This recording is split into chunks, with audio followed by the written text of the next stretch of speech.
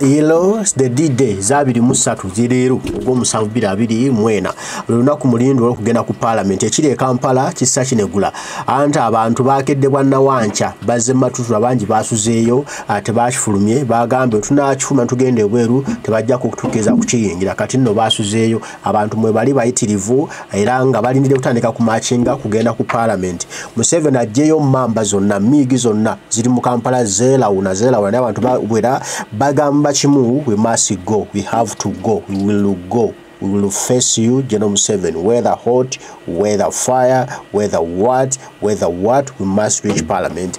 Basaze wonno balangiridde era embera bweto bweri nga bwola bifaananyi bino bwetu buli luguudo Kampala lwonna luliko bino bye bitambula n'emirimu yoto wali gigenda kutambula kubanga abantu bagambe tugenda ku parliament bagamba tumashinga ku parliament balaba bonna abaliawo bagamba kimu we are just waiting for the time to go balina parliament berengeri open then we go era batandise okweteekateeka very soon bino tugenda kubanga tubikutuusako birabe bikiddala ebifaayo era ebiriyo ekibuga ndozo kiraba babantu bali set bali ku set on your marks go balindide just ka time kagamba nti kati bwe buno obudde kati embera yeno let's move bo bawera bagamba Museveni ne banatambuza mamba 1000 ne bwanazimalayo nazitambuza bo tebalina mamba tebalina muggo tebalina mundu tebalina bijambia tebalina kiso tebalina wadde akayiso akatiniwe kati balina fumita omuntu bejjinja tebalina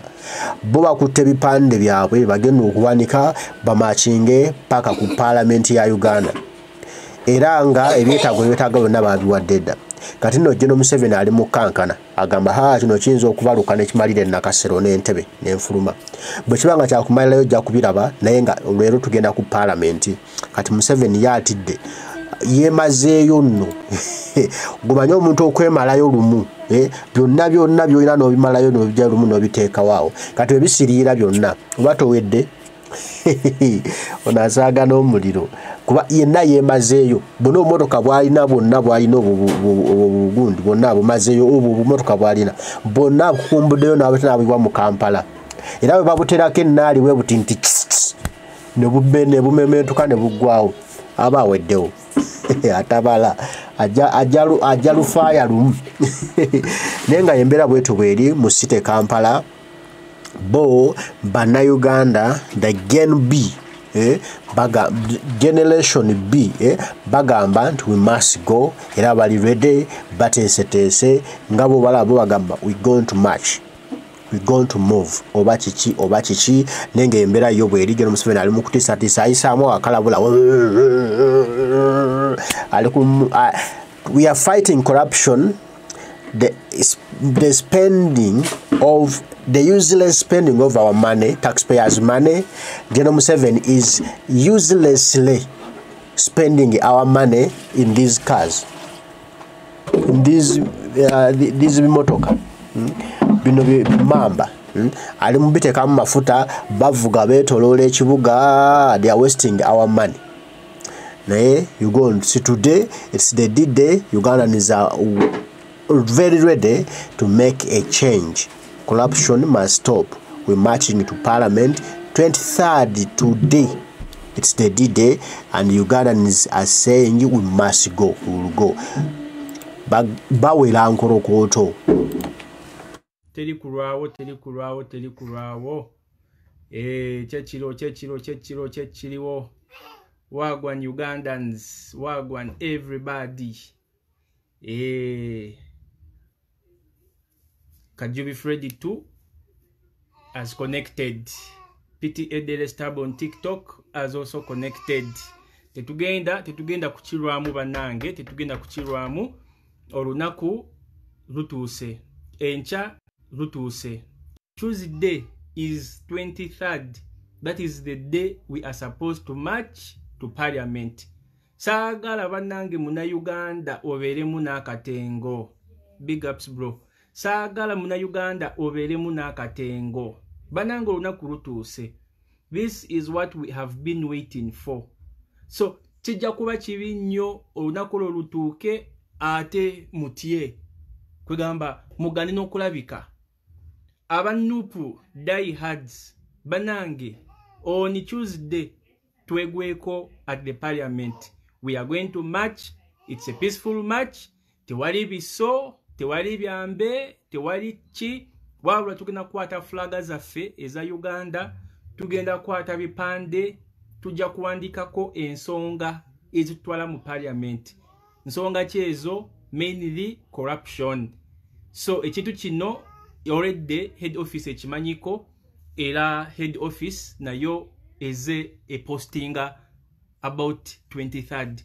Era bugenda ku page yaffe mugitegeera, page ya National Unity Platform on Facebook. Document ezo jeziri, ezo post jeziri already ezogera about 23rd. So olunaku lutuuse. Tomorrow is Monday. Tuesday tuina kusalako parliament na law without any failure, without any failure. No failing banange. No failing. Batandise okutukanga batandise okusindika bayita simanya police bichi, police notice. Olunaku week eri ewedde, njaga mujukire nti week ewedde waliwo group yaliyo, eyo group yali ku parliament. They went ne bekalakasa peacefully. Era nga balina n'owa poliisi abali mu maaso. Okitegeera, balina n'owa poliisi abali mu maaso. Ne bekalakasa, ne bamala okwekalakasa, ne badde waka. Wiki bbiri mabega, waliwo tiimu endala yaliyo, era tiimu eyo ne bekalakasa bulungi, ne bamala okwekalakasa, baliko n'omujaasi ssebo ng'omujaasi ali mu maaso. Nowa traffic yaliko. Kakati naffe tugamba we need also that opportunity to also go to parliament. So tetusuubira musirikale yenna kutusumbuwa. We do not expect any disturbance from security forces. Either you join us, or you protect us, or you march with us. Mukitegeera? Yes, brother.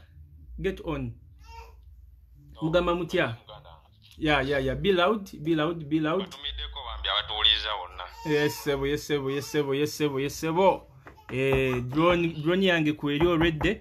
So tutandikirewo. Pomula sewo. Police already chemanyi byatuuse dda ku meeza yo. Yeah, why are they behaving like that when it is our turn also to arrive the parliament? Why are they behaving like that? Walagamba ntino try at your own risk. Nembuuza onali munsi ki? Last week tuwalaba. Nonsense. Kale ekyo olina okumanya muganda wange bulijjo nga tebatulaga ebyo biwandiiko byabwe deployment zaabwe nga bujjo tebazitulaga. Guno omulundi gwe balabo zitulaga. Bujjo nga bakola ebikolobero byabwe nga tebatumaze tutulaga. Webale nnyo. So bagezaako ku instillinga fear mu bantu naye ekyo tekigenda kukola kikugaana abantu kwekalakaasa. Kitegedde. Ate n'ekirala ky'amateeka kiri mu mateeka bannayo okwekalakaasa ate eri bumenyi bw'amateeka buli ate Museveni si alina n'otugamba engeri y'okwekalaakaasaamu. Okitegeera. Okitegedde omuntu akukubye. Soko kaddemu ako kiri mu mateeka. Kiri mateeka semateeka waffe atulagirira genda ku gundi ya Secretary General olabe ogenda gikusindikira no gikusindikirako post gyakola keera. Kiri mateeka okitega ne constitution yaffe yennyini etugamba esooka kuwa maanyi gwe ng'omuntu, power belongs to you. Okitegeera. Era wabanga waliwo ekitatambula bulungi mu ggwanga oyina eddembe limuka noweekalakaasa oba n'owanika eddoboozi lyo. Abakulembeze baba nga tebafaayo kuba ssaawa zino enguzi tugirwanyisiza ebbanga lyonna. Kwena akawunti muganda wange na vidiyo ginataddeko ono zaalabye kuva Temangalo Kyogamu biki enguzi ezeebeerawo ebbanga lyonna naye Museveni abantu abagiridde enguzi abakuuma bukuumi. Yennyini n'avaayo n'akugamba mbu bannaye mubakwate empola mubakwate bulungi bannaye bana ababbi baffe. Ababbi baffe omunaabanyiiza oba munaabakanga ssente bajja zitwala ebweru. Imagine a president. Okitegeera. So byonna bibadde bizze bibeerawo era ekyo ne kirekera Munnayuganda option y'emu yokka yennyini atandika obikola ki obirwanisa okitegeera Museveni waba afeirinze nga aliba protecting abagiri enguzi then kati kitwalidde Munnayuganda okuvaayo akole ki ate nga ssemateeka amubakinga okola ki okikola si kyabumenyi bw'amateeka omuntu akusobezaako omuntu akubbye omuntu akukubye ate akulagirire n'engeri gy'olina okukaabamu oba engeri gy'olina okwerwanako ola kirimu amagezi byebe Museveni gyo byeyazze ku TV nga avevenga mbw atulaga mbu nno kimenya mateeka kuva ddi omuntu omukubye omusobezaako ate omulagirire n'engeri y'okwerwanako gwe otulagirire engeri y'okwerwanako gwe Museveni nga gwatusobezaako gwatutaddeko ababbi ku bujulizi bwonna bwonna obujja kati batandise ozenya deception card ku bantu ababalwanisa okitegeera bajjayo deception kati gye bapulinze out nze nagamba muganda nge buli woolaba omuntu eyeerimbika mu kintu ekyo kya deception muntu mubi ate abamulabe wa Uganda omuntu mutandika omuteekako amaaso aga abiri kati be basajja bammwe ab'emmengo bampuuga okitegeera bakulaga babba ssente bazze bakola obuvuyo nga babba ssente bamaze obbakwata kati balaga ekifaananyi bakiteeka kwani ku muntu abadde abalwanisa oba omuntu abaddenga gundi mouthpiece yaffe okutubuusa mbu bannaye bano babba kati gwe baagala okiteekako bakulaga gwe bakitaddeko nga tewali bujulizi tewali ki obakuba bukubi mudomo na ssente ze balina okugulirira abantu okukola ki okimuteekako na mudomo ku mpaka okitegedde buli muntu apuulinga eyo kaadi muganda wange taba na mulamwa mulungi eri Uganda era abasajja bannaye balabe baffe balabe ba Uganda so kiri mu mateeka okwekalakaasa Museveni si alina notulagirira mbuno kati muveeyo mwekalakaasa eyo katebaago bazze bazanye ebbanga lyonna nakwata abantu ne bagenda ku American Embassy ne beekalakaasa nga poliisi ebawerekera olwokuba kiri mu interest ye ku mafuta ekyamafuta ojjukira ndowooza kibijjukira bulungi kati ono akutte kono gundi ono omubaka abadde abatadde ku nninga bampuugo bajjamu obwesigwa ba commissioners bakutte bagundizi babaleese mu gundi babaleese mu parliament beekalakaasizza kati ffe ki ekitugaana okwekalakaasa abamu bannayuganda abamu si bannayuganda ye kuva ddi nga Museveni yalina otutegeerera engeri gye tulina okwekondaktingamu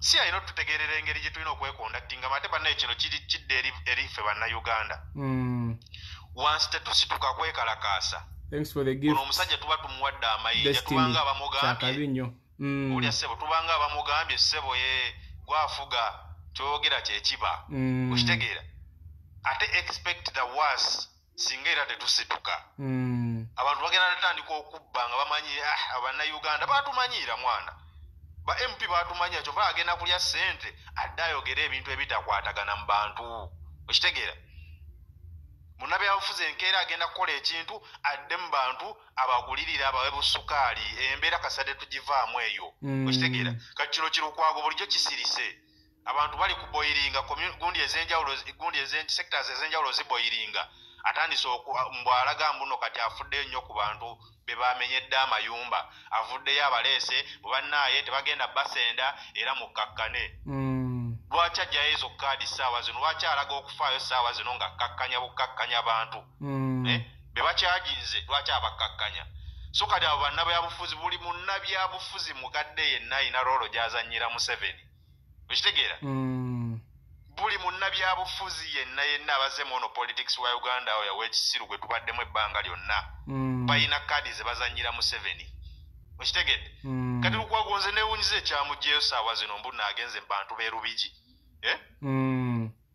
owulira bulijjo ali ludda wanga babasenda bwe tebagenda basenda bannange Museveni avuddeyo ku TV agambye bagenda basenda ate gwe lukwagonolaga mbu tebagenda basenda oli nagamba nogamba ate abamenya ali balaga mbu agenda bamenya without compensation balaga mbu tebagenda bamenya yabagambye without compensation era natuvuma notuvuma nagamba nti nomwe mwenna simanya abazimba simanya muntu obazi basiru nnyo bazimba tebamanyi busimanya bamenya amateeka no any compensation bino busimanya bakwateyo milioni nga 5 babe buli omu agende yeeyiye tebagenda kukikola naye nga ssente weziri tuziina taxpayers money weziri That money is supposed to be served to those people. Bwe mujja ne mumenya abantu, you have to compensate them because bamazawe banga denne. That's now already their home. Kankubuuze Peter. Omwana wa Peter ngataliwo. Awemula abantu ku kyalo. Omwana wo akulanga awemula abantu ku kyalo kinenyezani. Peter ngataliwo, avuddewo ko. PTA yaliwo.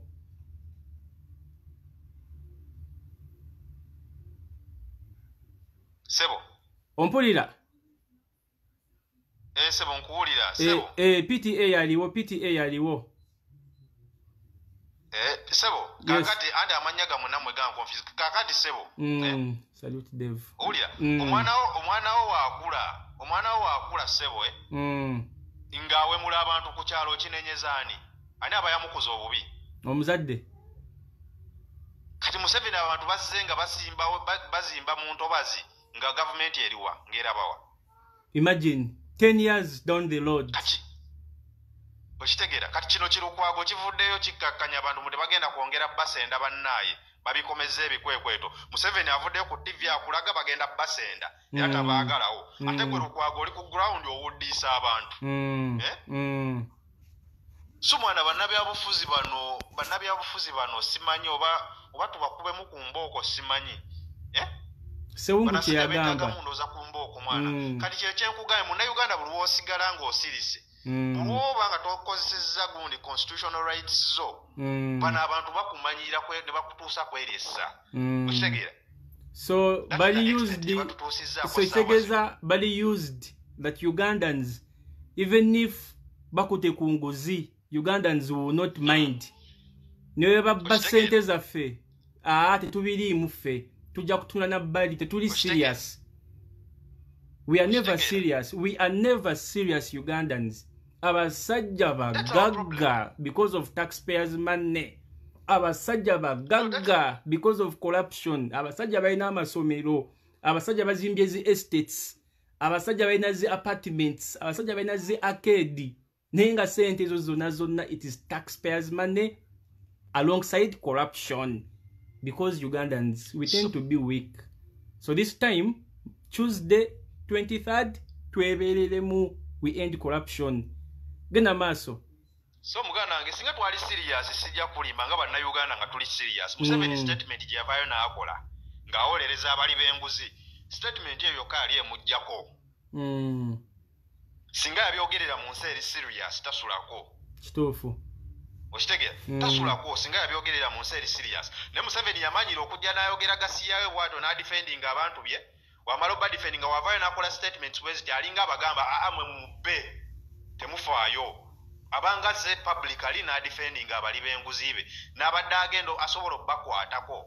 Oba ekitongole ekivunaanyizibwa obbakwata ku nsolo abamalamu amaanyi. Obbakwatako. Okitegeera? Kigenda kugamba bajja ate ffe bajja okukwata oba kale president wuyo ayogedde alinga awagira ekigenda mu maaso kitegeeza ebigenda mu maaso byonna babimanyi. Okitegeera? Ate bannayuganda naffe ne tusirika sente zibabba zaffe kati buli muntu alina obukadde nga bubiri obw'okusasula. Okitegeera? Ebbanja lye tulina kyova bajja kukwata sente sali musale agende Kongo babbe. Bamala okubba ebyobugagga by'e Kongo bootafiire babbe embaawo badde Uganda sente zaffe ez'omuwa omusolo zisasule ebbanja liri. Tusirike era tusigale nga tutudde. Okitegedde? Bano abasajja ffe abefudde abasiru okubanga nabo batufudde abasiru. Nda kukatikisawo kano aba Facebook musonyiwe tugenda kuvaako. Ndowooza embeera ogiwulira bulungi. Ebyo ebirowoozo ebiri mu bannayuganda. Eyo embeera eri e Uganda, embeera eri e Kampala. Abakulembeze abo bakadde kadde abo batuzanya katemba batuzanya dingi doole katulina obbeekwakulako bo babala bululu najja nababuzaabuza tebagenda kubajjawo ndi mu balwanirira lererere ye ng'ali mu byakubala bululu ate nga ffe tuli mu byakujjako omusajja yali mutuuza mu bya bululu. Kati nawe wali omulamu omukulu Embeera bwetyo bw'eri e Kampala. General Museveni akatengo kangi kamutudde mudda atiddemu agamba ngenda kukikola ntya, nina okugjayo mamba zonna nenzimalayo mbateekemu akatingo mbatiise ne bannayuganda bo bagamba ffe tugenda kutiitiira. We must kununula eggwanga laffe tutije mu mikono gy'ababbi. Mbaagala nnyo, Mukama akume, tujja kuba tuddamu. Banange mweraba.